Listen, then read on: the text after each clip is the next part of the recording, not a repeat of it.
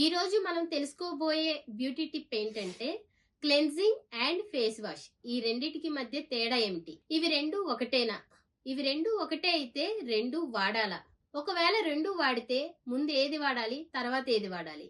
యాక్చువల్గా ఇవి రెండు కూడా మన ఫేస్ లో ఉన్న ఆయిల్, మురికి అండ్ పొల్యూషన్, మేకప్ వీటిని రిమూవ్ చేయడానికి యూజ్ చేస్తాం. ఫేస్ వాష్ ఏంటంటే డైలీ మన రొటీన్ మీద ఆధారపడి ఉంటుంది.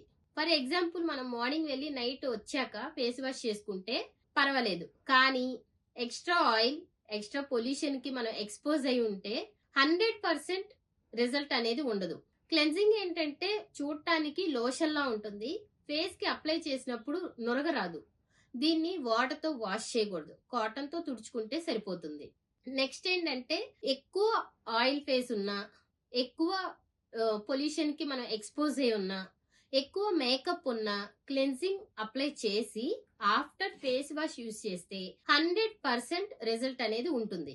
నెక్స్ట్ క్లెన్జింగ్ మనం మేకప్ వేసుకోబోయే ముందు గనుక ఫేస్ కి అప్లై చేసుకుంటే మాయిశ్చరైజర్ గా కూడా ఇది పనిచేస్తుంది.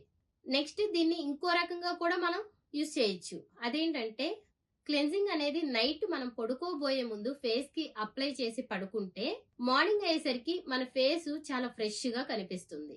ఇదండి క్లెన్జింగ్ కి ఫేస్ వాష్ కి మధ్య డిఫరెన్సెస్. మరిన్ని బ్యూటీ టిప్స్ కోసం చూస్తూనే ఉండండి నెంబర్ 1 న్యూస్. సామాన్యుడి చేతిలో సామాజిక అస్త్రం.